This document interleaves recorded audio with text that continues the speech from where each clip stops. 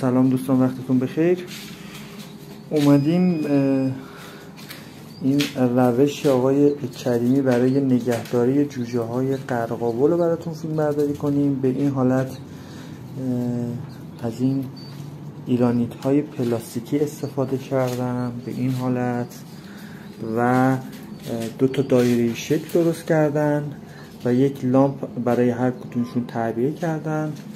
داخلش ظرف دونشون و ظرف آبشون رو با یک فاصله با بند نصب کردن و بسیار حالا کار قشنگ و سنجیده انجام دادن. فقط اگر پوشال داشتی آقای کریمی، پوشال داشتی حتما براشون پوشال بریز زیر پاشون، چون این وجود پوشال باعث میشه که دستشویی که میکنن آب اونو میگیره به خودش و خوش میکنه و باعث میشه که اونم خوبه، باعث میشه که دیگه از دستشویی خودشون و مدفوع خودشون تغذیه نکنن و ایجاد بیماری نکنن.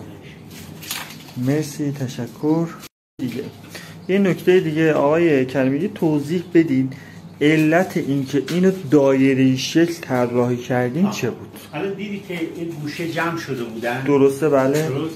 وقت این گوشه که جمع می‌شدن، این گوشه اینجا جمع می‌شدن.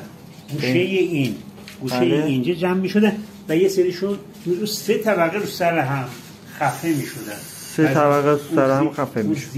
اون که پایین‌تر بود اون اذیت می‌شد. خفه می‌شدن می‌مردن. به خاطر گل درست کردیم که دیگه الان جمعن دوره همن، درست؟ ولی دیگه نمیتونن یه گوشه برن، یه گوشه نمیتونن برن، دیگه نمیتونن به هم فشار بیارن. به هم فشار بیارن. اگر اگرم برن دوباره اونوری میاد یکم میکشه این ورتر، دیگه فشار نمیاد به اون گوشه گوشه.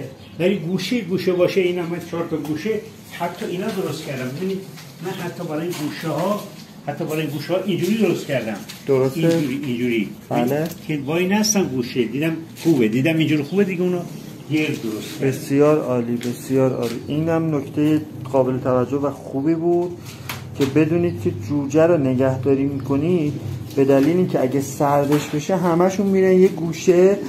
اون جوجه‌ای که یعنی حرارت گرم شد الان ببینید پخش شدن. درسته. اون جوجه‌ای که اون گوشه میمونه بیشترین فشار بهش میاد و خفه میشه و تلفات خواهید داشت. الان من دارم فیلم میشه که براتون میفرستم. بله. رو کله هم 3 طبقه. ماشاءالله بسیار عالی و شیطون. این شیطنت ها آقای کریمی نشان دهنده سلامت بودن جوجه هاتون هست. این نشان دهنده اینه که جوجه هاتون سالم. مرسی، دست شما درد نکنه. ممنون از راهنمایی های مفیدتون. خدا نگهدار.